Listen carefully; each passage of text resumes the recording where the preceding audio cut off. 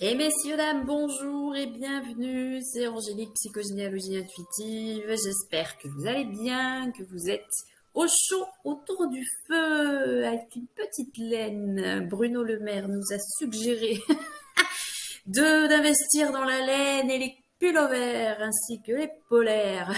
Donc t'inquiète pas Bruno, on y est complètement, ça va bien se passer. J'espère que Vladimir boit un thé chaud dans son grand palais.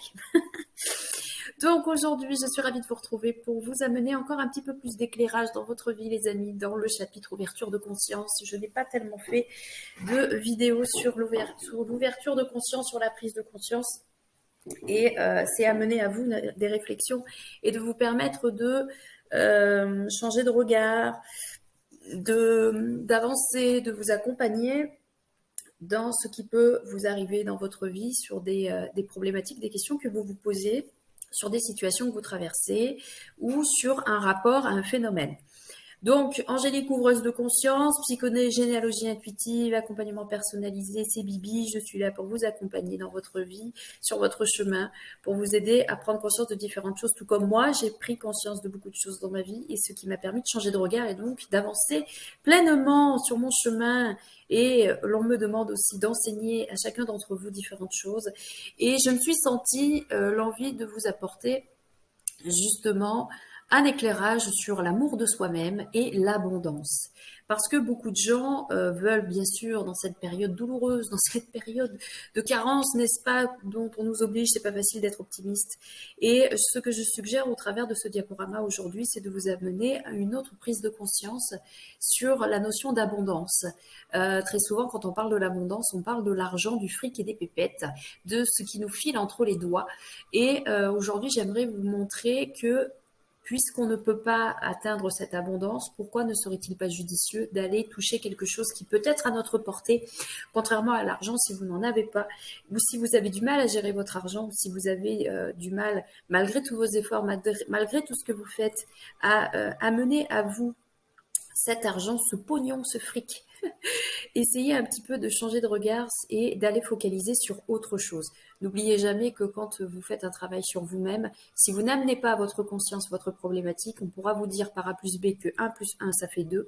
Et si vous vous imaginez comme Jean-Claude Van Damme que 1 plus 1 ça fait 11 et c'est pas faux, eh bien, et il a raison sur ça, eh bien, tant que vous ne l'avez pas conscientisé dans vos gènes, dans votre peau, dans votre corps, dans votre esprit, je pourrais vous dire que le cheval blanc d'Henri IV, il est blanc. Si pour vous, il est bleu, il est bleu.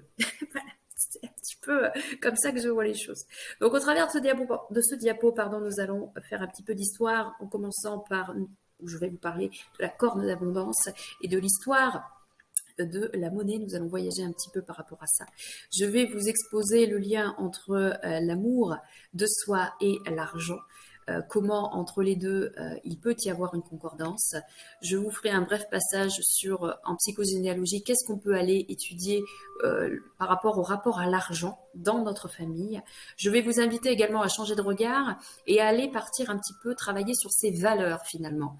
Non pas la valeur monétaire, mais la valeur de vous-même et la valeur de l'argent. Et donc nous allons faire étudier une histoire, étudier un profil. Et je vais vous amener dans l'exploration de l'étude d'un cas pour que vous puissiez comprendre un petit peu comment je travaille et comment j'amène à vous-même toutes sortes de réflexions dans votre vie. Nous allons nous poser deux questions et nous allons développer ces deux questions et au travers de ces deux questions, je vais vous amener un petit peu les réflexions que je peux apporter aux personnes pendant les séances. Je vais également vous dévoiler différents messages que je peux obtenir par l'écriture inspirée en lien avec justement le cas que nous allons étudier ensemble.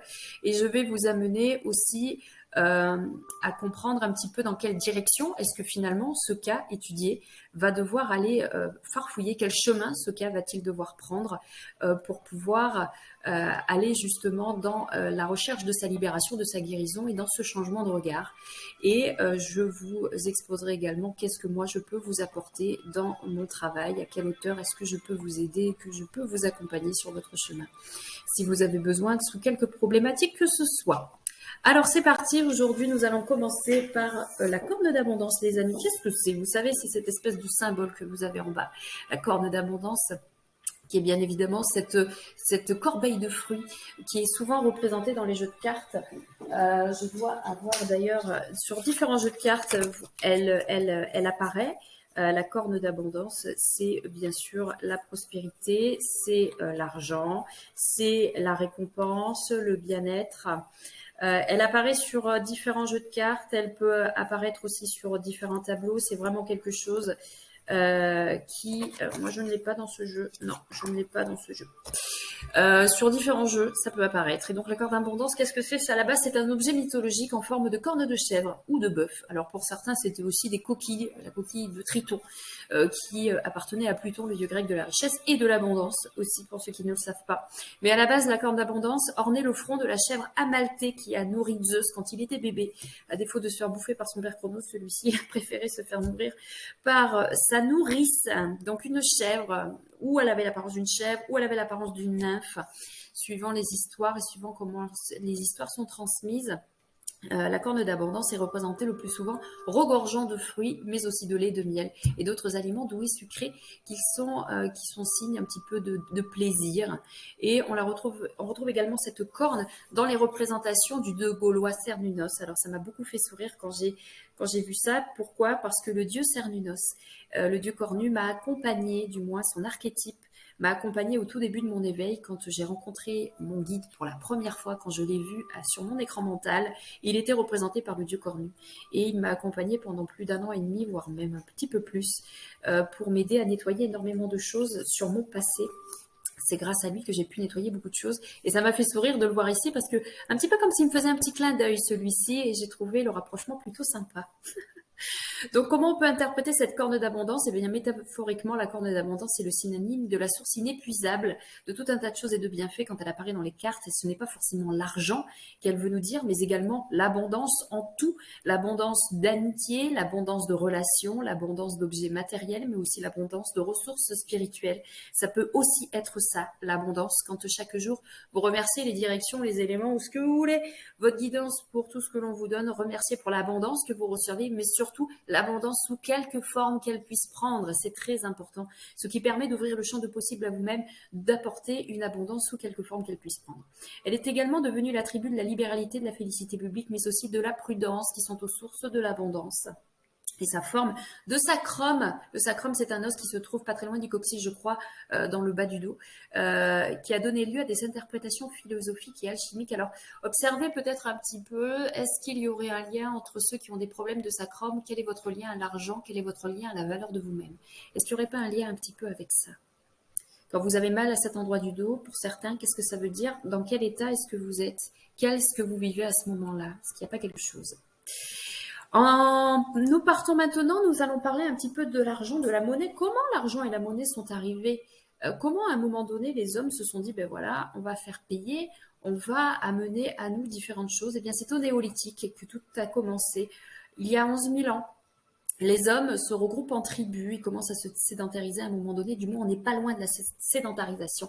Ils polissent le granit pour faire des armes et des outils, les chasseurs-cueilleurs nomades commencent à cultiver, à élever des animaux, mais aussi à fabriquer, à échanger des premiers objets. C'est le troc qui apparaît, donc les choses commencent à s'échanger. On échange des objets, les uns les autres, des peaux, on échange aussi des hommes, car très souvent on échangeait les femmes. Et oui, on échangeait les féminines parce que les féminines, c'était celles qui pouvaient créer la vie. Et donc, d'où la dot qui apparaît aussi. Ça vient aussi probablement de là. Et en fait, parce que à partir du moment où elle est dans la création, dans la procréation, eh bien, elle a une valeur. Et donc, c'est très important de le souligner quand même. Et le troc sert à échanger des objets, des peaux et aussi des êtres humains contre différentes choses. D'accord ? Et donc, du troc à l'argent, puisqu'à un moment donné, on est passé à autre chose. Alors, les siècles passent, bien évidemment. On est resté dans le troc pendant de nombreux siècles. Et les populations de nomades se sédentarisent petit à petit. Le troc se généralise. C'est-à-dire qu'on donne ce qui est en trop contre ce qui manque. Mais très souvent, l'offre ne rencontre pas toujours la demande. Et donc, nous sommes obligés de passer à autre chose. Et c'est là que va au niveau du 6e siècle avant Jésus-Christ, voir apparaître les premières pièces frappées, et certaines étaient même frappées de la corne d'abondance. Cet objet était aussi frappé dessus dans un atelier signé par les propriétaires, et c'est en Lydie, à l'ouest de l'actuelle Turquie, face à Athènes, que les choses ont commencé. Et quelques années plus tard, le monarque, le roi Crésus, deviendra le premier homme le plus riche du monde, d'où l'expression riche comme Crésus, bien évidemment. Car toutes ces expressions populaires sont rentrées dans les croyances collectives, ce qui fait qu'aujourd'hui, pour certains, si vous avez un petit peu du mal, malgré un gros travail en profondeur sur l'argent, dites-vous bien qu'on est aussi branché sur le secteur 380 du collectif, ce qui veut dire que des fois, c'est pas facile de se débarrasser d'une mémoire. Juste en prenant conscience, il faut aussi aller la farfouiller et aller la chercher dans son clan et dans aussi le pays dans lequel on a vécu par rapport à l'éducation qu'on a reçue, parce que c'est aussi profondément ancré. Et c'est pas facile aujourd'hui d'aller farfouiller. Moi-même, je travaille également sur ça pour mon propre compte, et je peux vous dire que ça amène à explorer énormément de choses et à aller chercher un petit peu loin quand même.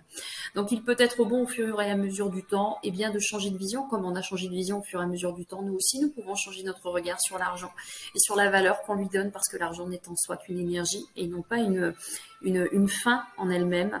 Donc la monnaie prend son essor avec les grands empires grecs et romains, et à partir du XXe siècle, elle commence à se dématérialiser et à perdre de sa contre-valeur, sa substance physique étant remplacée par le chèque, le papier et le plastique, la carte bleue, et maintenant on est dans l'immatériel avec les smartphones et avec les TPU et tout ci, tout ça. Donc vous voyez que l'argent a été quand même a été créé dans des intentions vraiment très particulières, et n'oubliez pas que les intentions sont quand même très importantes sur les choses, suivant les choses pour lesquelles on les fait. L'intention disposée sur les choses et les situations ont un impact dans le temps. Donc voilà, l'argent, on focalise énormément dessus. Au travers du temps et des âges, on a disposé aussi des croyances et des adages, argent fait rage, amour et mariage, l'argent emprunté porte tristesse. Vous voyez, toutes sortes de toutes ces expressions, l'argent ne fait pas le bonheur mais il contribue, par exemple. Voilà, j'ai envie de dire, comme l'avait dit un jour beaucoup de monde le disent. C'est pas parce qu'on est riche qu'on est un salaud, c'est pas parce qu'on est pauvre qu'on est un salaud, parce qu'il y a des salauds partout, j'ai envie de dire. Et l'argent n'est pas pourri. Il faut donc, puisqu'on n'arrive pas à maîtriser ce truc-là, moi je vais pas vous donner la solution pour jouer à la loterie nationale et gagner, parce que je sais pas comment ça marche. Mais à ce moment-là, on va porter son regard sur autre chose. Pourquoi? Parce qu'une chose est certaine, c'est que l'argent est une énergie matière qui nous sert à vivre. Et ça, on en a besoin pour vivre. On en a besoin pour payer nos factures. On en a besoin pour avancer. On en a besoin pour mettre du gasoil dans sa bagnole, au vu du prix du gasoil aujourd'hui et de l'essence. Mais ce que je veux vous faire comprendre, c'est que aujourd'hui, on tient énormément les gens avec cette énergie qui, en fait, n'est qu'une énergie. Et je trouve que c'est dommage aujourd'hui de tenir les gens en esclavage et de décider de donner à qui, à quoi, au travers de l'argent.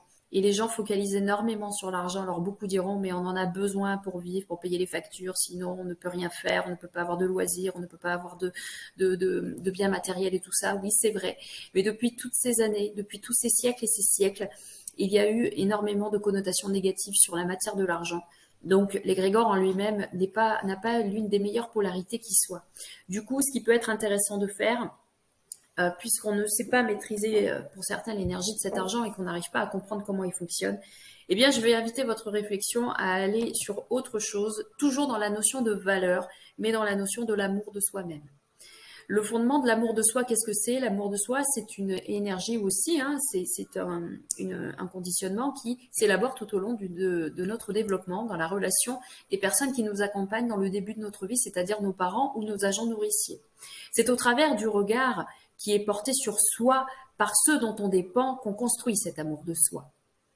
D'accord? C'est à travers le regard qui est porté sur soi par ceux dont on dépend que l'on construit l'amour de soi. Comment mes parents m'ont appris à être dans l'amour de moi-même? Les traditions transmises sur la valeur de soi et l'amour de soi sont aussi bases de cette construction. Comment mes grands-parents ont envoyé à mon père et à ma mère l'amour d'eux-mêmes?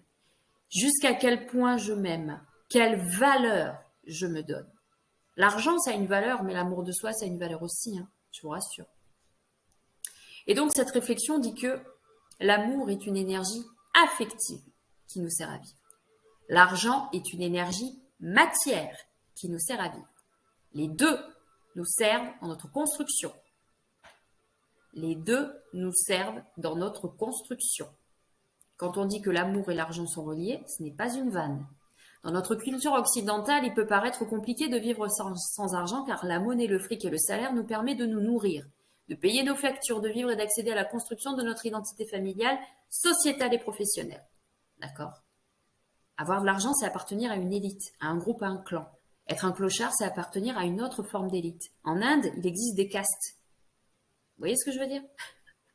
Par là même, il est compliqué de vivre sans amour car l'amour nous permet de nous construire dans cette estime de nous et dans l'amour de l'autre. Comment je me comporte face à l'autre dans cette relation à l'amour? Comment je me comporte face à l'autre dans cette relation à l'argent? Faites le lien entre les deux. Dans notre... Oh, on a été un peu trop vite. Dans notre fonctionnement, symboliquement, l'argent et l'amour sont liés. L'un ne peut pas aller sans l'autre. Quand on est dans l'insécurité affective, on se trouve dans l'insécurité financière. Regardez un petit peu comment ça marche. Regardez un peu comment ça marche. Dans quelle situation est-ce que vous vous trouvez aujourd'hui? Alors, il y en a qui vont me dire, il y en a, ils sont riches, blindés aux as, et pourtant, ils sont aussi dans l'insécurité affective. Oui, c'est vrai. Mais c'est du trop plein ou du pas assez. C'est ou l'un ou l'autre. Alors, en psychogénéalogie, comment ça fonctionne, en fait? Qu'est-ce qu'on va explorer en psychogénéalogie quand on parle d'argent? Vraiment de base. On va aller chercher pourquoi je refuse le bonheur, pourquoi je refuse d'y accéder, mais peut-être parce que mon entourage n'y a pas droit. Donc, il y a une histoire de loyauté au clan. Pour ceux qui sont nés dans le manque de reconnaissance de leurs parents, ceux qui sont nés sous X, ceux qui sont nés trop vite, ceux qui sont nés non désirés, ceux qui sont nés sans être attendus, tous ces gens-là qui ont un ancrage fragile. Là aussi, comment j'ai été reçue? Quel est mon ancrage? Quelles sont mes bases? Quelles sont mes fondations? D'accord? Est-ce que mes parents ont été présents pour moi? Est-ce que mes parents m'ont rejeté? Est-ce que mes parents m'ont limité? Est-ce que mes parents ont fait en sorte que je ne sois pas, que j'ai moins que l'autre, que j'ai moins que le frère aîné, ou ci ou là? D'accord? Les pertes d'argent, les faillites et les héritages volés sont aussi importants parce que ce sont des énergies qui circulent dans l'arbre généalogique et vous pouvez en être des héritiers. Donc c'est aussi important d'aller explorer cela aussi. Il faut aller vraiment étudier toutes les pistes quand on travaille sur l'argent. Ça peut être la valeur monétaire, mais ça peut être aussi la valeur de considération. Ça peut être important. Quand je suis sur un travail d'héritage, j'ai été lésée, pourquoi j'ai eu moins que les autres? Qu'est-ce que ça va connoter chez moi? Pourquoi moi j'ai pas eu droit meilleur que les autres? Pourquoi est-ce que l'héritage m'est passé sous le nez? Pourquoi est-ce que j'ai perdu mon entreprise? Pourquoi est-ce que mon père a perdu son entreprise? Pourquoi est-ce qu'on n'a pas été au bout des choses? Vous voyez ce que je veux dire? Pourquoi est-ce que l'argent nous file entre les doigts? C'est des pistes à explorer également en psychogénéalogie. Ça peut vous aider à comprendre votre relation à l'argent.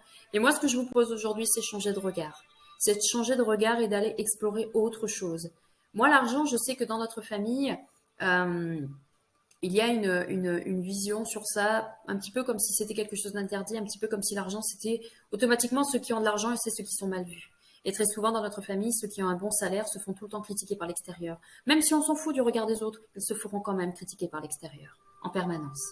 Ça va attiser la jalousie, de toute façon.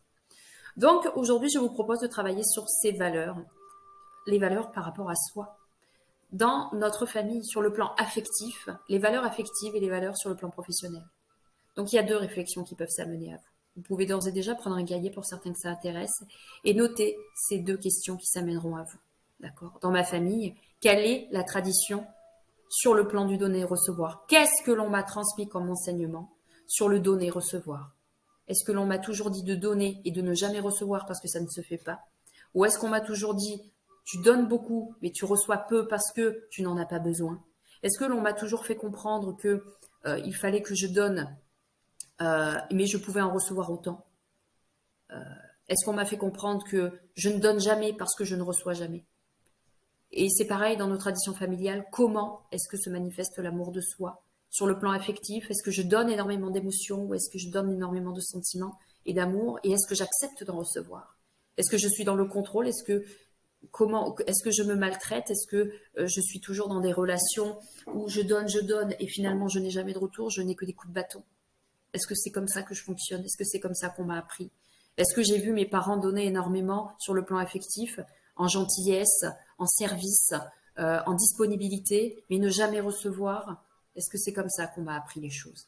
C'est important d'avoir cette réflexion-là, parce que cette réflexion-là va vous permettre de comprendre votre base de construction sur l'amour de vous-même, et donc votre rapport à la valeur. Parce qu'on va même pas parler d'argent, on change le mot, et on met le mot valeur à la place, pour voir ce que ça connote. Puisque l'argent, on va penser billet, pièce, alors que valeur, c'est un nuage.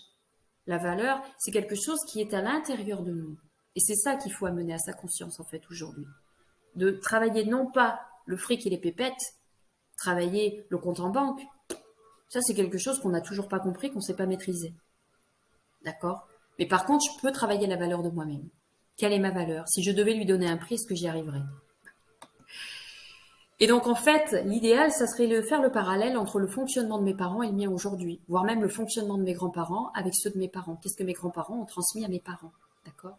N'oubliez pas que les automatismes inconscients trouvent leur origine dans notre éducation. Nos parents n'ont même pas besoin de nous dire fais ci, fais ça, simplement par leur comportement nous apprennent beaucoup de choses. Quand on est enfant, le premier de nos enseignants, ce sont nos parents. Rien qu'en les regardant fonctionner, en les regardant faire, on apprend. On dit souvent le premier apprentissage, c'est de regarder faire les autres. Ben là, c'est pareil. Quand on est un petit enfant et qu'on voit son parent se lever le matin à telle heure, partir toute la journée travailler, soupirer, soupirer, soupirer, rentrer le soir, fatigué, crevé, manger, boulot, dodo. C'est ça, travailler, c'est ça la vraie vie, c'est comme ça qu'on gagne son labeur. Bon, c'est dommage. Vous voyez ce que je veux dire? Ça dépend de ce que l'on vous a transmis comme information, en fait. C'est très important de discerner un peu ce qu'on vous a transmis. Donc, je vous propose de faire l'exploration de l'étude d'un cas. Faire une étude de cas. Donc, on va partir sur un profil que je peux avoir en séance et je vais vous expliquer comment moi je fonctionne en séance et quels questionnements pourraient donc justement s'apporter lors de cette séance. Donc, on va prendre l'exemple d'une féminine qui se trouve à gauche, qui a 38 ans et qui vient de quitter son emploi alimentaire dans le milieu de la location BTP pour pouvoir s'installer à son compte afin de devenir auto-entrepreneuse dans le bien-être. Alors, ça, c'est l'exemple de mail qu'elle aurait pu m'envoyer. Donc, elle recherche à restituer sa relation à la réussite professionnelle, à l'argent, pour vivre de son activité à temps plein. C'est tout à fait légitime. C'est une personne qui a des valeurs, qui aujourd'hui a envie de réussir pour elle et non plus pour les autres, et a envie de se positionner pour avoir une autre qualité de vie. Donc, elle a déjà effectué un travail de développement personnel sur la branche de sa maman, sur la branche féminine, mais a aussi travaillé sa valeur du féminin dans sa vie. Donc, elle a travaillé sur ce que l'on appelle le féminin sacré, sur tout ce qui touche à l'accueil de ses émotions, à l'identification de ses émotions, à son cycle sacré aussi, pour lui permettre de savoir à quel moment elle peut acter les choses ou non, sur l'acceptation d'elle-même et de son image, et sur son ancrage, et sur certaines de ses ressources, et de ce qu'elle a pu apprendre sur son rôle de féminine dans sa famille, comment le féminin est perçu dans cette famille et quel est son rôle. Alors, durant la séance, les deux questions que nous avions eues au début tout à l'heure s'invitent. Et donc, la question est, dans votre famille, chère féminine, quelle est la tradition sur le plan du donner et recevoir? Qu'est-ce que l'on vous a transmis sur le donner, recevoir, sur tous les plans? Alors, voilà ce que féminine pourrait répondre. Donc, la liste, ici, elle va lister les traditions familiales de la branche paternelle, parce que c'est sur la branche paternelle que féminine va travailler. Vous pouvez regarder et travailler sur les deux branches, c'est pas un problème. Donc, comment le sexe féminin et la féminine est perçu dans cette famille, d'accord? Dans le sens du donner-recevoir. Donc, l'enfant qui naît féminine n'a pas beaucoup d'avantages sociétals que le masculin, déjà, dans un premier temps. Elle arrive féminine, il y a une forme de prédestinée, déjà. Quand la femme, l'épouse, devient mère, elle quitte son travail pour se consacrer à l'éducation de ses enfants. Donc, en fait, quand la féminine devient mère, elle donne son temps, elle donne son énergie pour s'occuper de ses enfants et faire prospérer son foyer.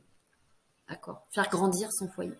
Quitte à avoir plusieurs enfants, voilà. Elle s'occupe de l'éducation de ses enfants, elle quitte son travail pour se consacrer à ses enfants.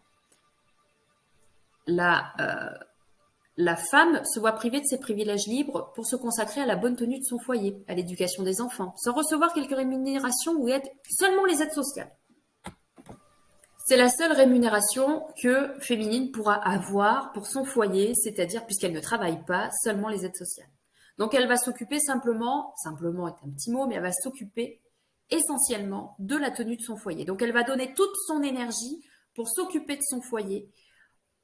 Voilà. Et le retour se fera par l'aide sociale et éventuellement l'aide qu'on pourra lui apporter au foyer. Mais généralement, l'aide n'est pas très présente à ce moment-là. Donc elle remplit son rôle de mère et surtout son rôle de procréatrice, d'épouse bienveillante pour son mari et pour toutes les personnes qui se trouvent dans cette maison.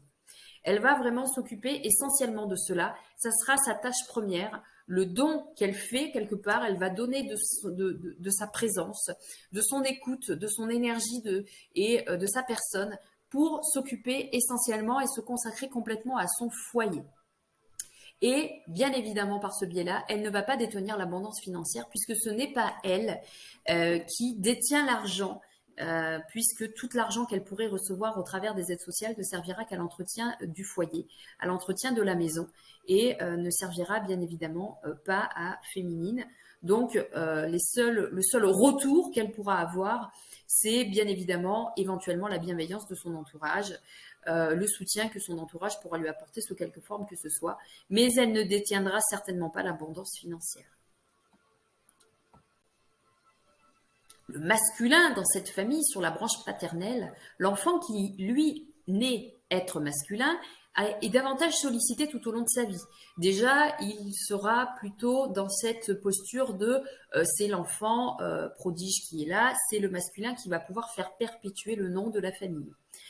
Ensuite, le masculin, lui, va participer de loin à l'éducation des enfants et de tout ce qui touche aux tâches dédiées aux féminines. C'est dans de nombreuses familles que cela fonctionne. Donc, lui, va essentiellement se tourner vers ses propres désirs à lui, ses propres de ce qu'il peut faire pour, bien évidemment, prendre sa responsabilité en tant que masculin. D'accord.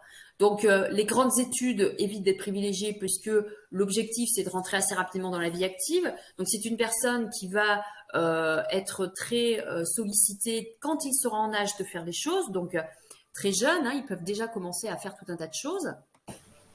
Donc en fait, le masculin dans cette famille sera sollicité très tôt. Donc en fait, il va, dès son plus jeune âge, donner aussi de son temps, de sa personne, de sa disponibilité, de son physique. Et bien évidemment, aura reçu l'information qu'en tant qu'homme de famille, on se doit de donner, on se doit d'être présent, on se doit d'être responsable, parce que c'est son rôle-là. Alors il y a un petit peu ce côté, de toute façon, c'est ton rôle, t'as pas le choix.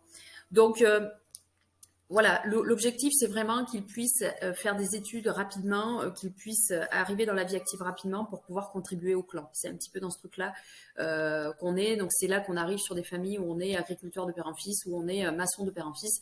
Aussi, par rapport à la nationalité, ça peut aussi être important, comme tout portugais est maçon ou peintre, comme tout roumain, on est bûcheron, enfin, vous voyez ce que je veux dire.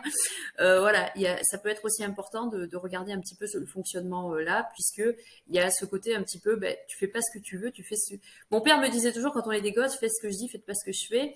Voilà, il y a une forme de direction qui est donnée. Et un petit peu comme si on n'avait pas vraiment le choix, on devait aller dans cette direction-là. Donc il prend ses responsabilités aussi s'il engendre un enfant et il s'unira à la personne avec qui il aura engendré l'enfant, quel que soit le statut social, quelle que soit la période, quel que soit le moment. Il y a ce côté un petit peu, on ne fait pas d'enfant en mariage, on prend ses responsabilités très tôt, que ça plaise ou pas. Et de par son statut de masculin, il deviendra le seul et unique ressource du foyer et a la responsabilité de faire vivre sa famille. Et ça, c'est une très grosse responsabilité, puisque la féminine ne travaillant pas, elle doit s'occuper du foyer, lui deviendra seule ressource principale du foyer. Donc au final, il va être obligé de donner de son temps, de sa personne, de sa vie, pour justement aller chercher l'argent, aller chercher la ressource pour pouvoir le redonner à sa famille. Est-ce qu'il pourra en profiter à sa juste valeur et à sa propre hauteur? Je n'en sais rien, mais en tout cas, il est prévalu que dans ce profil-là, on donne énormément pour pouvoir faire vivre le clan, pour pouvoir faire vivre l'extérieur et pour pouvoir être un maillon de plus dans ce clan. Donc, nos parents et nos aînés nous démontrent des vérités sur les valeurs sociales et morales. Donc, l'éducation nous transmet énormément d'informations. Ne pleure pas pendant un enterrement. Sois fort et tais-toi. Par exemple, on nous transmet aussi, puisque tu es masculin, c'est toi qui vas travailler pour faire vivre ton foyer. Puisque tu es féminine, tu n'as pas à faire d'études supérieures, si ce n'est faire des études simplement pour être à disposition des autres, à aider les autres, à s'occuper des aînés, par exemple. Ça arrive très souvent que dans ce genre de famille, la plupart des femmes font un travail de nourrice ou un travail d'aide à la personne ou travaillent au contact des personnes plus âgées pour les accompagner sur tout le long de leur chemin, où on est sur des postes de soutien aux autres ou d'aide aux autres. Mais très souvent, ce sont des métiers qui peuvent être sous-payés, ou ce sont des métiers où il y aura beaucoup d'ingratitude et certainement pas de retour. Donc, ces vérités, correctes ou non, deviennent nos fondements de vie. Et au final, ça nous apprend surtout voilà, à être dans une forme de norme, à être dans une forme de continuité de ce qui est transmis dans ce clan. Sur le plan du donner-recevoir, on ressent au fur et à mesure dans cette histoire que ce soit l'homme ou la femme, il y a une notion de sacrifice.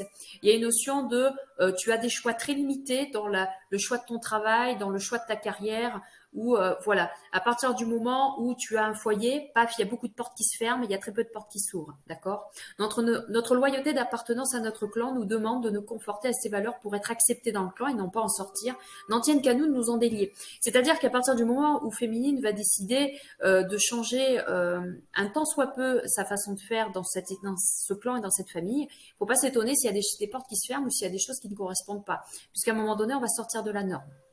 Donc là, on va aller explorer un petit peu sur le plan professionnel, puisque le sujet premier de Féminine, c'est je veux m'installer à mon compte et je veux réussir pour avoir une qualité de vie meilleure. Donc Féminine a l'intention de prendre le taureau par les cornes et de faire en sorte de pouvoir faire les choses quelque part un petit peu pour elle, ce qui va un petit peu à contrario du clan et à contrario des idées de la famille et de la valeur de la famille à la base. Donc sur le plan professionnel, quand je me pose la question comment ça se passe sur le plan professionnel, quelle est la meilleure des positions qui soit, qu'est-ce qui rentre en ligne de compte, elle m'explique que être salarié dans cette famille est un gage de sécurité. D'accord. Donc en fait, il peut être, sachant qu'elle veut être dans l'auto-entrepreneuriat, si déjà l'information qu'on lui renvoie, c'est que la seule et unique façon d'être dans la sécurité matérielle, c'est d'être salarié, donc ça veut dire qu'elle, déjà, elle part pas du bon pied. Donc, avoir un emploi pour engranger de l'argent, pour mettre ma famille à l'abri, je rentre dans mon rôle de masculin. Voilà. Donc déjà, quand on est salarié, ça permet de mettre de l'argent de côté. Un emploi parfois déplaisant sur le long terme. Parce qu'en fait, Féminine se rend compte que toutes les personnes dans sa famille qui sont dans un emploi salarial ne sont pas épanouies dans ces métiers, quel que soit le métier. Il n'y a personne dans cette famille qui est content le matin de se lever pour aller bosser. Personne ne fait un métier qui lui plaît. Beaucoup font un métier simplement pour payer des factures, donc on parlera d'un métier alimentaire. Donc, mettre à disposition les dons et les talents au service des autres, d'un patron qui veut gagner de l'argent. Parce que tous ont des dons et des talents.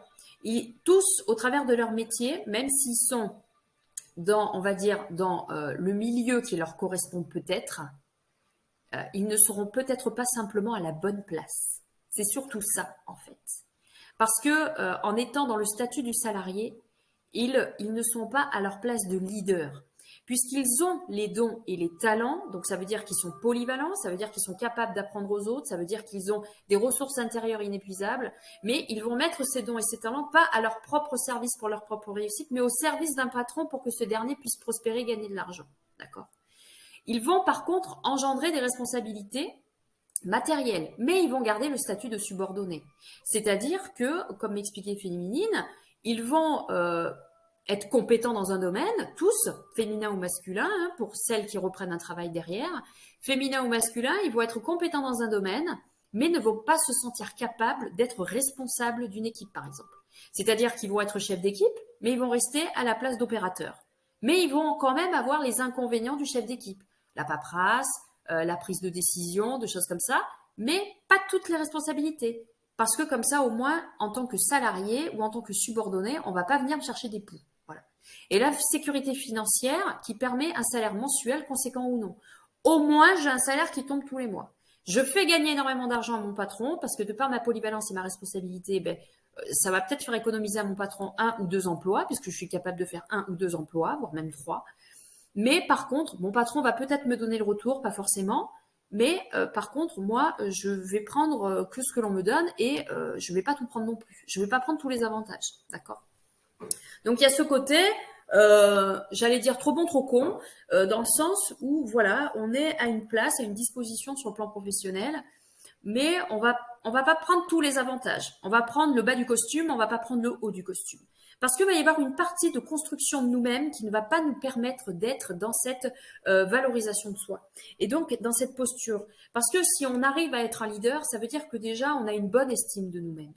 Si je n'arrive pas à devenir un leader alors que j'ai les dons et les talents pour faire, ça veut dire que j'ai un manque de construction dans ma construction intérieure. Où en est ma valeur là-dedans? D'accord? Si je reste à ma place de subordonné alors que j'ai les compétences de faire plus, ben, ça veut dire qu'à un moment donné, j'ai laissé une partie de mes valeurs quelque part.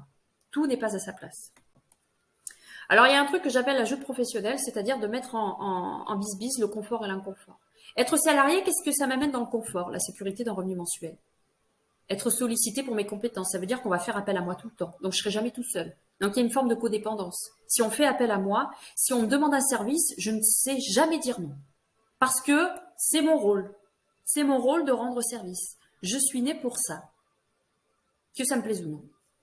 Et donc, avoir un entourage constamment dans la demande, en fait. Ça va vous arriver que le téléphone sonnera tout le temps à la maison. Et on ne sait pas dire non. Et on est au service. Donc, dans l'inconfort, ça va nous amener de faire parfois les choses à contre-cœur. Ne pas arriver à dire non, c'est faire les choses à contre-cœur. On en a marre de tous ces profiteurs autour de nous, de tous ces collègues qui profitent de mes compétences. Il a qu'à le faire. Non, il vient te voir toi parce que toi, tu sais faire. Et surtout, toi, tu ne sais pas dire non. D'accord? Ça va nous amener à une surcharge de travail, mais ça va nous permettre aussi de gagner plus parce que peut-être qu'on sera sur un patron qui va nous récompenser ou peut-être pas. Peut-être qu'à ce moment-là, on sera sur un patron qui ne va pas du tout nous récompenser et au contraire, qui sera dans la culpabilité. Mais vu que je n'arrive pas à avoir la construction émotionnelle suffisante sur le terme de ma valeur, eh bien automatiquement, je vais baisser la tête et je vais faire ce que l'on me demande parce que je suis un bon petit. C'est ce qu'on m'a toujours appris. D'accord? Il y a également un risque pour la santé, puisque à faire trop d'heures et à faire trop de ci et trop de là, on met notre santé en danger. D'accord?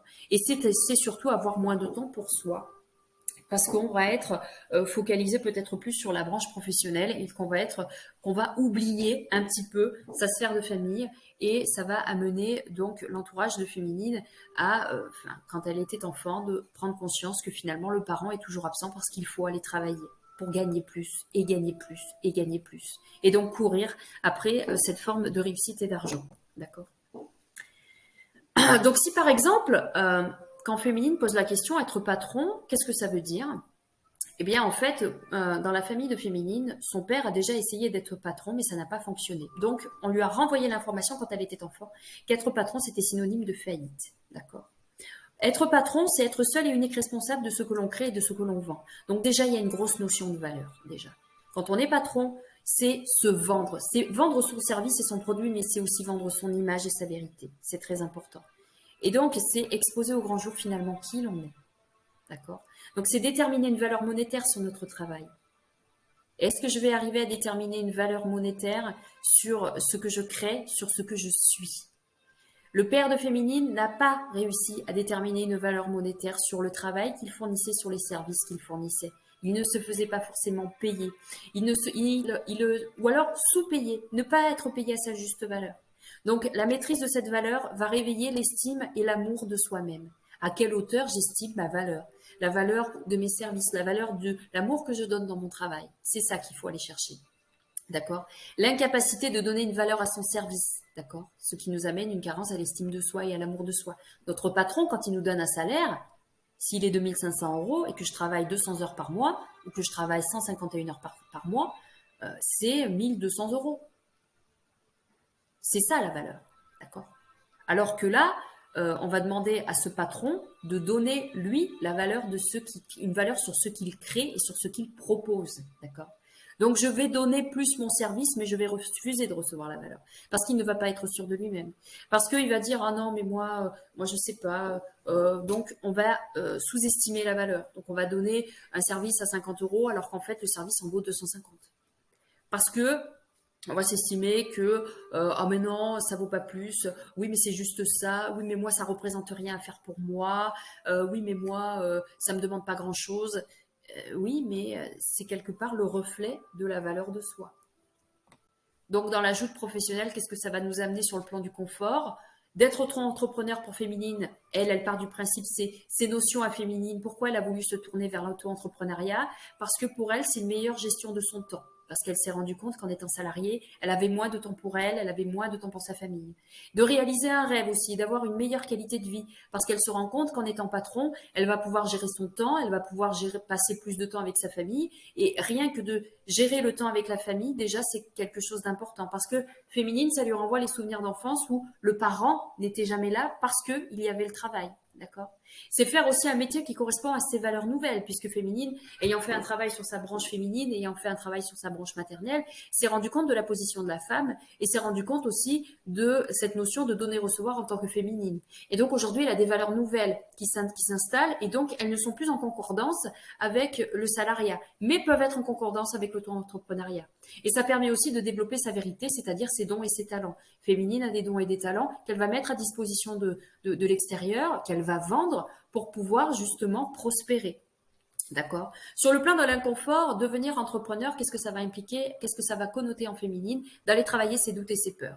D'aller chercher dans cette estime d'elle-même et dans ce confort, dans cette estime d'elle-même et dans cet amour de soi, pardon, tout ce qui est relié aux doutes et aux peurs qui ont été transmis dans son transgénérationnel, mais pas que.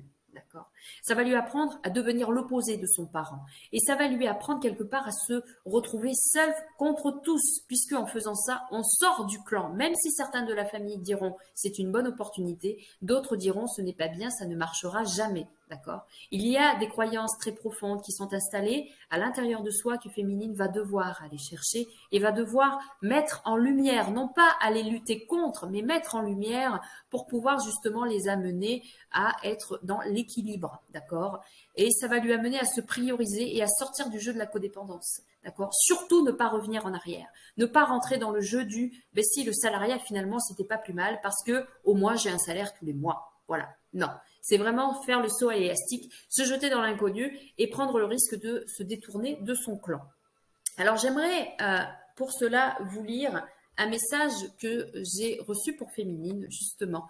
Vous savez, pour ceux qui me suivent, que j'aime allier le spirituel à la pratique dans la matière et ma guidance m'accompagne, mes énergies chamaniques m'accompagnent sur tout ce que je peux donner en matière de thérapie.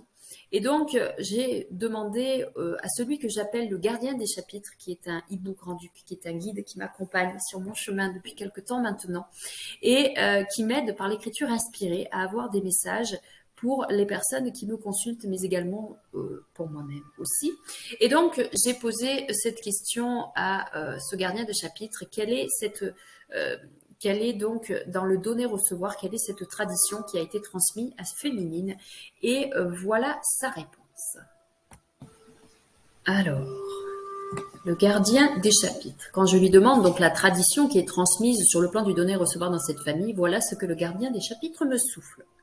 L'amour de soi est un aspect inexistant dans ce clan. La tradition que Féminine a reçue veut qu'elle ne soit pas une priorité, mais que de combler les besoins des autres soit prioritaire. Se sentir accepté et aimé de l'extérieur, au moins on peut compter sur eux.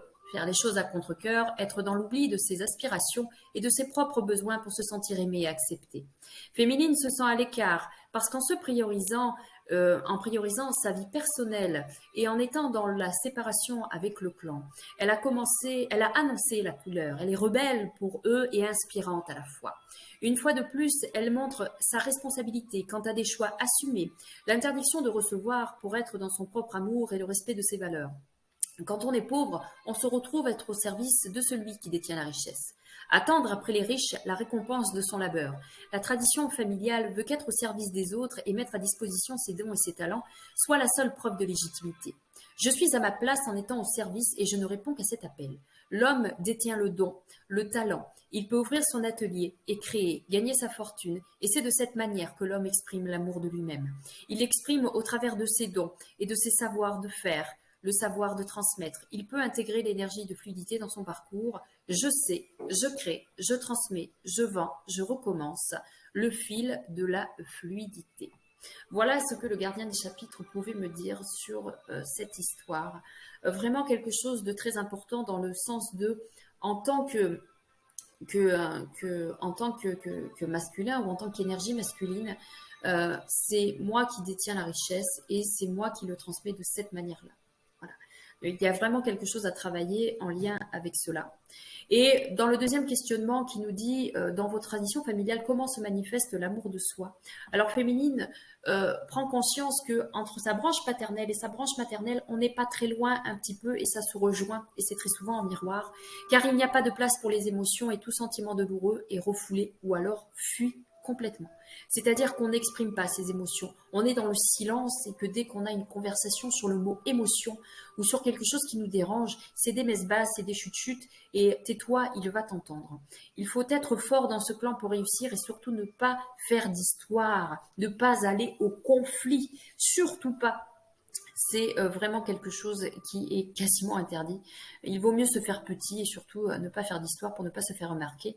Rester dans le mutisme, même dans la douleur, pour ne pas aller à la discussion, même si dans le monde du travail, il y a des choses qui ne correspondent pas et qui ne vont pas. On va avoir du mal à aller voir la personne en lui disant « tu me poses problème et ton travail me pose problème. J'aimerais que l'on règle cette histoire. » Ça, c'est quelque chose qui est complètement interdit. On va préférer garder à l'intérieur de soi, à l'intérieur de son corps, de manière à ce que ces mémoires-là se cristallisent pour, quitte à s'en rendre malade, mais au moins ça reste fermé et on est fermé au langage émotionnel et au langage du corps et on n'est pas du tout attentif à cela. Et dès qu'on a mal aux dents, et dès qu'on a mal au dos, et dès qu'on a une maladie, on prend des médicaments pour cacher cela plutôt que de se questionner et de se poser en conscience pour essayer de comprendre ce qui se passe. Il vaut mieux être au service des autres et ne pas, surtout pas se prioriser parce que nous, on n'en a pas besoin. Nous, on est plus fort que les autres et nous, on est amené parce que c'est dans notre nature, à être à disposition des autres et à faire passer nos besoins, notre bonheur et notre confort, à faire passer cela. À faire passer cela après le besoin des autres, parce que ce sont les autres le plus important visiblement. Et c'est se priver de bien-être pour rentrer dans la norme et faire comme tout le monde finalement. Et en fait, on va pas. C'est pour ça qu'on va pas arriver à dire non. On va pas arriver à se prioriser. On va plutôt préférer se mettre entre parenthèses et mettre son propre bien-être et son propre bonheur entre parenthèses. Il y a une notion de sacrifice dans cette histoire et dans cette famille. Alors, je vais travailler mes valeurs. Je suggère à Féminine de travailler les valeurs. Quelles sont les situations portées à ma conscience qui ont installé un amour de soi fragile ou blessé? Et donc, je demande à Féminine de me faire la liste de toutes les situations où j'ai saboté l'amour de moi-même. Voilà. Ne pas oser dire non, faire les choses à contre-cœur, maltraiter son corps, être dans cette posture d'autoflagellation. Vous pouvez vous aussi faire une liste de toutes ces situations où c'est votre ego qui a pris la place, cet ego saboteur, ou ce côté où je me suis accrochée à cette codépendance affective, où j'ai voulu faire les choses pour rentrer dans le moule, pour rentrer dans le cadre, même si c'était à contre-cœur, même si j'en ai souffert. De ramener à sa conscience tout ce que vous auriez voulu entreprendre et qui vous a été barré, interdit ou rejeté quand vous étiez enfant, des activités que vous auriez voulu faire et que vos parents vous ont dit non parce qu'il y avait toujours une bonne raison, les spectacles où vos parents n'ont pas été présents, alors que tous les copains avaient tout le monde. Moi, je n'avais personne parce que mes parents préféraient rester à la maison faire autre chose. Tous ces moments où j'ai été mise à l'écart parce que ce n'était pas important, ce que je vivais n'était pas important. Observer le fonctionnement paternel par rapport à ça pour percevoir les schémas de répétition, les automatismes et les loyautés. Comment ça fonctionne dans cette famille? Comment dans cette famille on se positionne quand quelqu'un est malade, quand quelqu'un est en difficulté, quand quelqu'un a des problèmes personnels? Est-ce qu'on est tout de suite dans le jugement? Est-ce qu'on est tout de suite dans l'écoute et la bienveillance? C'est très important, ça peut nous apporter beaucoup de réponses. D'accord. Quelles sont les situations portées à ma conscience qui ont installé encore sur le plan donc oui, donc ça c'est dans notre étude de cas. Oui, j'étais en train de percuter, c'est la même question. Mais oui, mais c'est dans notre étude de cas, dans l'étude de cas de Féminine. Donc ce que je disais tout à l'heure, le refus d'activités de loisirs dans l'enfance, de développer les dons et les talents par le sujet, le choix des études aussi. En tant que Féminine, elle a voulu faire des études, mais elle n'a pas reçu le soutien aussi bien des professeurs que de ses parents, parce qu'il y avait d'autres priorités derrière et qu'elle n'était pas la priorité. Également, la famille s'est détournée quand Féminine a fait des choix professionnels, même si ce sont des choix qui ont été guidés par l'ego, pour quelque part qui connotaient vraiment des douleurs, des peurs, ou alors simplement trouver validation de son clan. La famille s'est détournée, la famille a préféré ne pas regarder et laisser Féminine seule face à elle-même, face à ça. Et donc ce qui a amené Féminine à vraiment se sentir rejetée par son entourage, de par ce désintérêt pour elle, pour sa vie, pour toute son activité, pour tout ce qu'elle pouvait entreprendre, que ce soit sur le plan sentimental, sur le plan des loisirs. Ça n'a jamais intéressé personne. Donc il y a un manque de soutien dans tous les moments difficiles qui ont continué d'installer, de cristalliser le sentiment de rejet de Féminine. Et donc au final, on se rend compte que Féminine est en plein blessure de rejet et il se retrouve confronté essentiellement à la blessure de rejet. Voilà. Et c'est donc cela que Féminine se devra de travailler pour comprendre cette blessure de rejet. Et donc pour amener petit à petit cette blessure de rejet à diminuer dans sa sphère de vie, dans sa sphère d'énergie. Qu'est-ce que la blessure de rejet connote dans le parcours de notre sujet? Eh bien, à ce moment-là, le sujet fait la liste de toutes les situations au travers duquel elle a senti la blessure de rejet, elle a vécu la blessure de rejet. Ça, c'est quelque chose que vous pouvez faire. Que ce soit l'humiliation, la trahison, toutes les blessures de l'âme. Allez faire la liste de toutes ces blessures où vous vous êtes senti rejeté et regardez à l'intérieur de vous, pour ceux qui sont le plus avancés sur le plan des émotions et sur le plan des dons. Essayez de ressentir par la voix du corps que ça soit un signal d'alerte quand la blessure de rejet s'installe. Est-ce que c'est l'extérieur qui vous renvoie la blessure de rejet par une attitude ou une situation? Comment vous la ressentez à l'intérieur de vous? Qu'est-ce que ça fait? Est-ce que c'est un anéantissement à l'intérieur de vous? Est-ce que c'est quelque chose d'abyssal? Est-ce que c'est quelque chose qui vraiment vous fait pleurer, vous met dans un état où vous n'avez plus envie de manger, vous n'avez pas envie, vous avez envie de voir personne, vous n'avez plus d'inspiration? Voilà. Regardez un petit peu comment ça fonctionne à l'intérieur de vous. Le sujet expose comment elle a vécu ces blessures de rejet, comment elle les a surmontées et l'apprentissage qu'elle a fait derrière. Parce que ce qui est bon aussi, c'est de voir les apprentissages. Parce que de s'apitoyer sur son sort et de se mettre des coquilles de Calimero sur la tête, ça va 5 minutes. Mais à un moment donné, il faut aussi avancer. Et tout ce qu'on nous envoie dans la figure, les enfants, ce sont des apprentissages. Et quand vous amenez à la conscience la blessure, et la manière avec laquelle vous l'avez surmonté, et surtout l'apprentissage derrière, ah ben au moins ça vaut le coup. Parce que si à chaque fois vous revoyez la blessure qui vous revient au bout du nez, ou en miroir, c'est que vous n'avez pas compris la leçon. À partir du moment où vous comprenez la leçon, ça s'atténue jusqu'à disparaître. D'accord? Le sujet amène à sa conscience les événements qui sont reliés à la blessure. Il faut ramener à sa conscience les choses. Une blessure, un enseignement, un apprentissage, si vous ne l'amenez pas à votre conscience, vous pouvez souffler dans un ballon, ça ne fera pas du Mozart. Le sujet se dispose en parent d'elle-même. Parce qu'en fait, c'est l'enfant à l'intérieur de soi qui est malheureux. C'est l'enfant qui revit au fur et à mesure la blessure de rejet. D'accord? Et il y a des situations similaires qui reviennent. Et notre vie de couple, les enfants, ceux qui sont en couple, vous revivez les blessures de l'enfance, mais multipliées par 10 en intensité émotionnelle. Tout ce qui n'est pas réglé dans votre enfance, vous le vivez dans votre vie de couple. Moi, je sais que dans ma vie de couple, mon conjoint me renvoie sans s'en rendre compte en miroir énormément de choses. C'est un très grand maître, je peux vous le dire.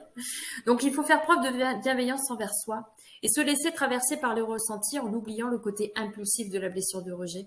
Et en fait, quand vous êtes dans la blessure de rejet, le mieux, c'est de ne pas répondre. Si votre conjoint, si votre entourage vous renvoie dans la gueule la blessure de rejet, ne répondez pas. N'allez pas dans la réaction irréfléchie et déraisonnée, ne répondez pas.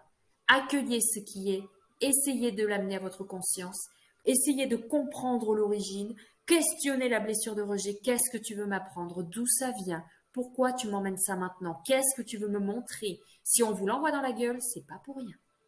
Des fois, elle peut revenir sous forme de date anniversaire ou de période. À l'automne, des fois. Elle arrive plus que sur d'autres périodes. C'est quelque chose d'important. D'accord?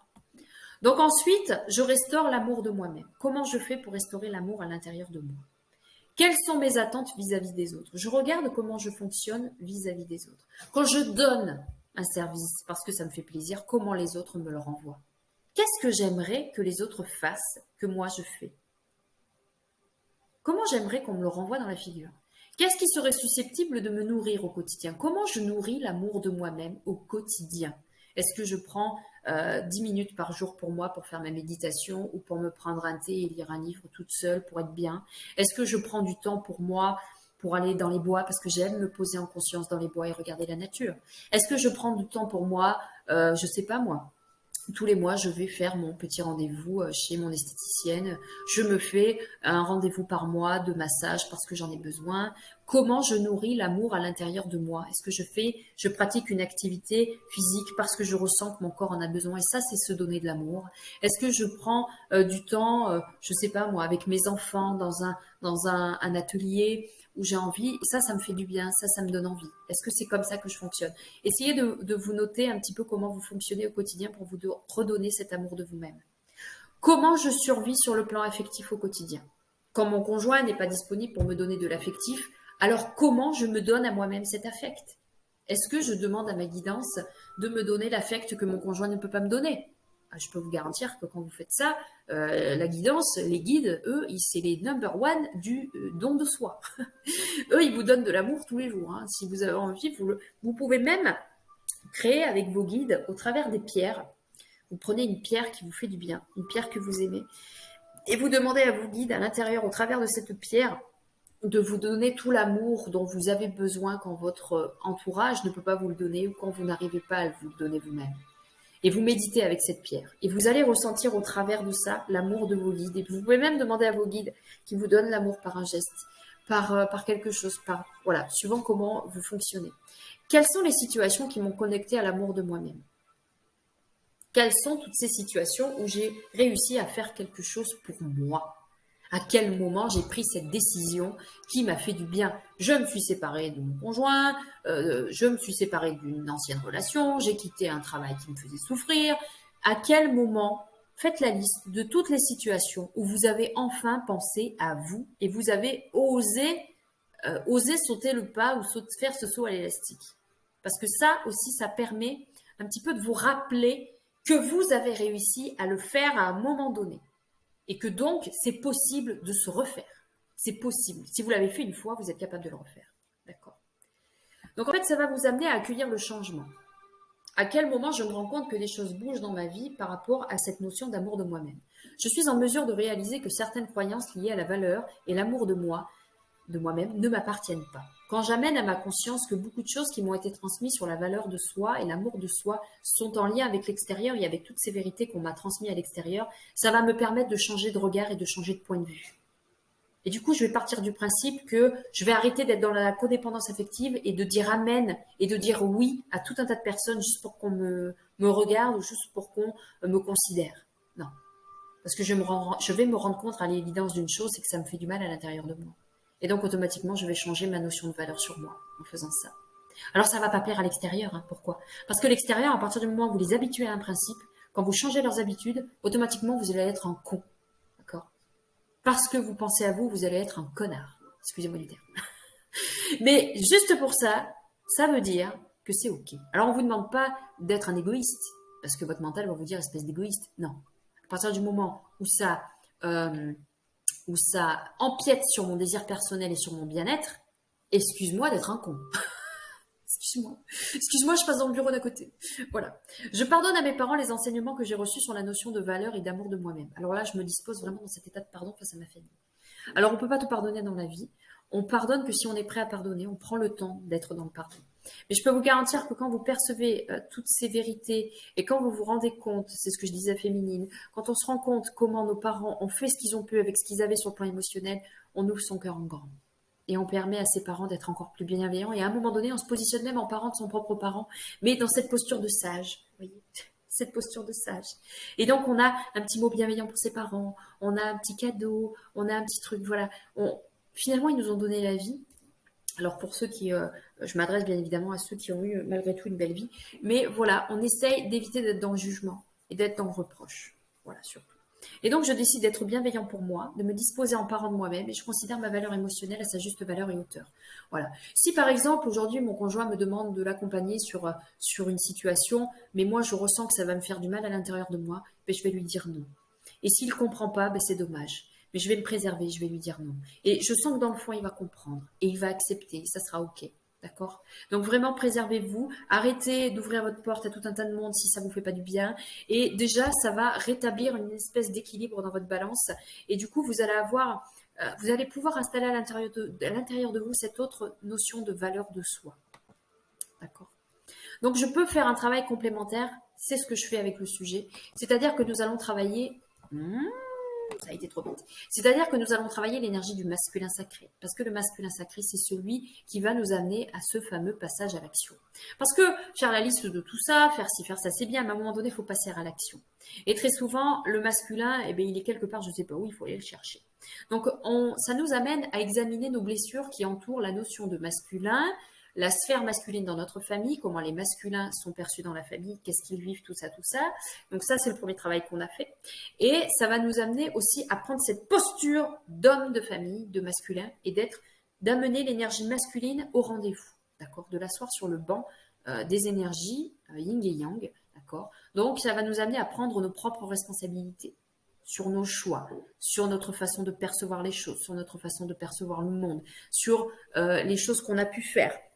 Je prends mes responsabilités, c'est très important. Ça va me permettre aussi de partir à la recherche de notre père intérieur et de contacter le guerrier à l'intérieur de nous pour pouvoir nous protéger aussi, pour pouvoir oser affirmer, amener le masculin à s'affirmer et à dire non, amener le masculin à s'affirmer et à prendre position. D'accord ? Ne plus être dans ce masculin blessé, mais d'être dans ce masculin affirmé. Ça va nous amener aussi à déconstruire tous les conditionnements de vie qu'on a pu nous apprendre sur la posture de l'homme dans la famille. Ça va nous apprendre aussi donc à nous affirmer et à nous respecter et à respecter nous-mêmes et nos propres besoins. Ça nous amène à instaurer plus de confiance et à prendre l'initiative de faire et de se lancer des objectifs et d'y parvenir. Parce que la féminine, en tant qu'auto-entrepreneuse, elle va devoir se lancer des objectifs et surtout s'y tenir. Et surtout y arriver sur le long terme, sur la longueur. Ça va être long, mais il faut s'y tenir. Et il faut qu'elle soit ce masculin, non pas ce masculin comme son père ou comme les hommes de sa famille lui ont transmis. Ce masculin qui doit obligatoirement prendre le soin de sa famille parce que c'est son rôle et parce qu'il n'a pas le choix, parce que c'est pas drôle. Il peut aussi être dans cette posture de la femme peut aussi gagner plus que moi et moi je peux aussi rester à la maison m'occuper des gosses. Mais non, ce pauvre masculin dans cette famille, c'est celui qui doit s'occuper de tout et qui doit tout mener de front et de bout de bras. Et ça, c'est pas drôle. Donc là, non. Là, on demande vraiment à ce masculin, à l'intérieur de féminine, de devenir le leader, de devenir le masculin à sa place, le masculin qui décide, le masculin qui fait les choses pour lui, le masculin qui fait les choses propres, qui fait les choses pour l'amour de soi et qui permet à être dans le respect et l'affirmation de lui-même sans être dans cet ego et dans cette notion de sacrifice. Voilà. On n'est plus dans la notion de sacrifice. On est vraiment dans la notion d'équilibre. Et dans ce masculin, dans tout ce sacré, dans cette énergie de masculin qui est responsable, qui est leader et qui est dans la réussite. Voilà, c'est surtout ça. Ça, c'est le travail complémentaire que nous pouvons faire avec Féminine. Et donc, pour conclure, les amis, pour comprendre ma relation à l'abondance, parce que beaucoup de monde se dit, c'est bien, tu nous racontes tout ça depuis 1 heure, mais l'abondance dans tout ça. Alors, ça va nous amener à apporter un regard critique et analytique sur mon histoire, mon éducation et mes croyances pour les identifier. Par rapport à l'argent, la notion d'argent, comment j'y parviens, comment je fais pour la gagner, mais aussi sur la notion de valeur, quelle valeur je me donne pour aller gagner cet argent. Est-ce que je me mets dans la posture du salarié qui baisse la tête ou est-ce que je me mets dans la posture d'auto-entrepreneur qui monte dans son jet privé et qui va conquérir le monde, d'accord ? Suite à toutes ces prises de conscience, j'enclenche un travail de positionnement de mes propres valeurs et de ce que je veux pour moi par rapport à l'extérieur. Donc ça veut dire qu'à un moment donné, je vais fermer des portes. Ça veut dire qu'à un moment donné, je vais être obligée de me positionner. Est-ce que je reste accrochée à mes peurs et à celles que mes parents m'ont transmises, qui me disent que, eh bien, être salarié, c'est plus sécure parce qu'au moins tu as un salaire tous les mois, ou alors je me jette dans le grand bain de l'inconnu qui dit je fais le saut élastique, je sais pas où ça va m'amener, mais au moins je vais peut-être me faire tourner le dos, mais au moins je tente l'aventure. C'est une grosse prise de risque, d'accord ? Je ramène à ma conscience les enseignements que j'ai reçus en lien avec l'amour que l'on se porte et avec la notion de valeur au travail. Parce que quand on va faire un boulot alimentaire qu'on n'a pas envie, que ça fait des années qu'on le fait pendant 20-30 ans pour gagner 1500 € par mois ou pour en gagner 4000, et qu'on soupire et quand on voit le mal-être intérieur qu'on peut avoir, ce que ça nous apporte, alors ça veut dire quoi ? Ça veut dire que pour gagner du fric et gagner de l'argent, il faut automatiquement être dans un métier où on est dans la souffrance et on est dans le service aux autres et on est dans la mise à disposition. Est-ce que c'est ça ?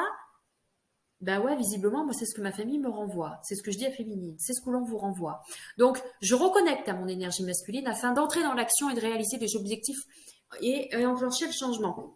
Parce que l'objectif de Féminine, c'est de faire l'opposé de sa famille dans le sens de la position face au travail et face à la valeur et à l'estime que je me porte. Mais son objectif, c'est de gagner de l'argent.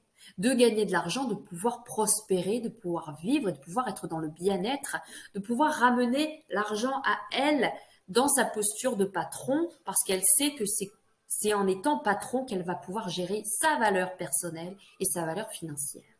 Voilà. Donc, vous pouvez pour cela vous faire accompagner, les amis, pour être dans cette posture surtout de prise de conscience et de changement de regard sur quelle éducation on m'a donnée, sur la notion d'argent, la notion de valeur, la notion de prospérité. Et qu'est-ce que l'on m'a renvoyé comme information quand on était enfant sur la valeur, l'estime et l'amour de soi? Quelle position mes parents m'ont donné quand j'étais enfant? Est-ce qu'ils m'ont donné la possibilité de faire ce que j'avais envie de faire parce que c'était simple, ou est-ce qu'ils m'ont donné l'impossibilité de faire les choses parce que je n'étais pas prioritaire? Il y a une posture à avoir. Donc, je vous propose l'accompagnement par l'ouverture de conscience. Donc, vous m'envoyez votre histoire pour ceux que ça intéresse par mail. D'accord? Racontez-moi votre histoire, soit du coradelame@gmail.com.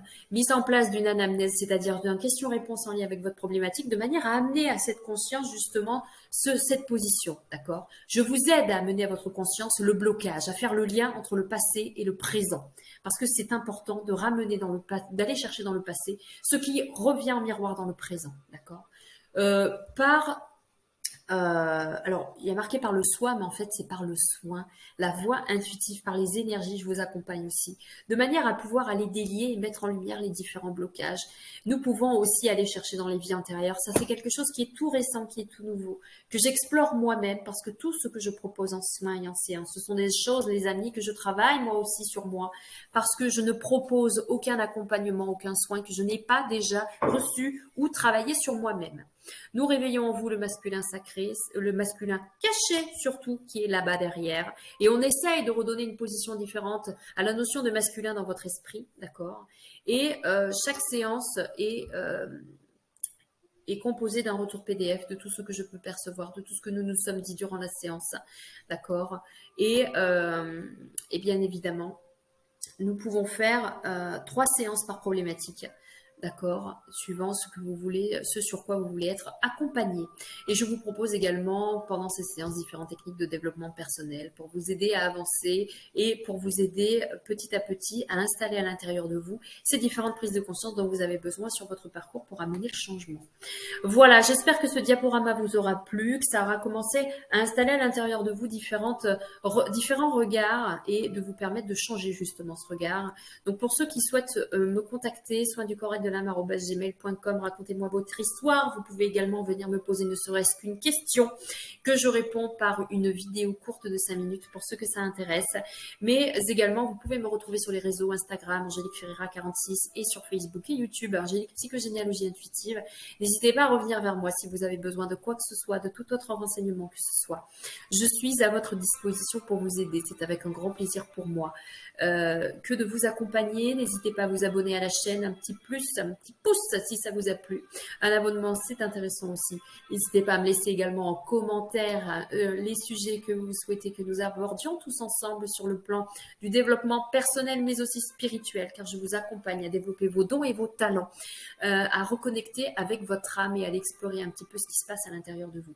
Je vous embrasse et je vous dis à tout bientôt et je vous remercie.